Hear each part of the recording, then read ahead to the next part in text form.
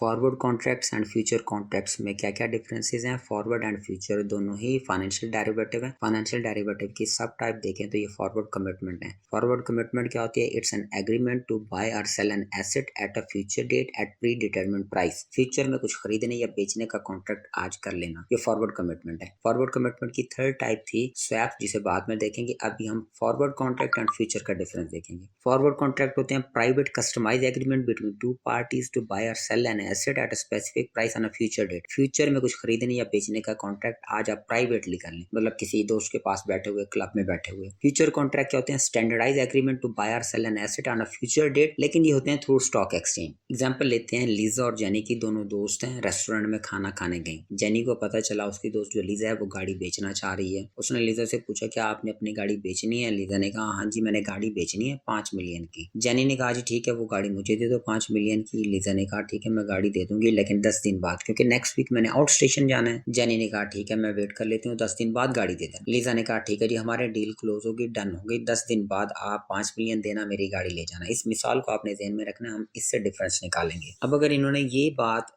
ज़बानी कलामी की होती, कोई लिखत पढ़त ना होती, कहीं पे राइट डाउन ना किया होता, पिन डाउन, तो कोई इंस्ट्रूमेंट वजूद में ना आता। इंस्ट्रूमेंट का मतलब है कोई रियल या वर्चुअल डॉक्यूमेंट जो कि आपको फ्यूचर के कैश फ्लो पे राइट देगा या ओनरशिप। तो अगर ज़बानी कलामी बात होती कोई डॉक्यूमेंट ही ना बनता, लेकिन अगर ये इसको लिख लेते तो ये कॉन्ट्रैक्ट बन जाता, एक डॉक्यूमेंट बन जाता, एक इंस्ट्रूमेंट बन जाता। इस इंस्ट्रूमेंट को हम कहते हैं कि ये कॉन्ट्रैक्ट है डेरिवेटिव। इसमें लिखा क्या जाता? लीजा जो कि सेलर है, सेलर को इसमें शॉर्ट कहते हैं। जेनी बायर है, बायर को इसमें हम लॉन्ग कहते हैं। अंडरलाइंग एसेट आपकी गाड़ी है जो मैंने लिखा C200 मॉडल। फॉरवर्ड प्राइस है 5 मिलियन। फॉरवर्ड प्राइस का मतलब है वो प्राइस जिस पे फ्यूचर में कोई चीज खरीदी या बेची जाएगी। वो 5 मिलियन इन्होंने आज ही डिसाइड कर ली। मैच्योरिटी इन्होंने लिखी 10 दिन। इन्होंने पीस ऑफ पेपर पे साइन किया और एक कॉपी रख ली। ये जो पीस ऑफ पेपर जिस पे सारा कुछ लिखा हुआ है, this is a forward contract, और इसमें जो गाड़ी है ये अंडरलाइन एसेट है। अब इसी केस को थोड़ा दूसरे पर्सपेक्टिव से देखते हैं। अगर लीजा और जेनी एक दूसरे को ना जानते और जेनी गाड़ी खरीदना चाहती, लीजा बेचना चाहती, तो ये दरमियान में डीलर को लेके आते, डीलर इनकी ये डील करवाता, तब ये फ्यूचर कॉन्ट्रैक्ट हो जाता। फ्यूचर में हमने कहा था कि आप third party normally stock exchange के थ्रू कॉन्ट्रैक्ट करते हैं,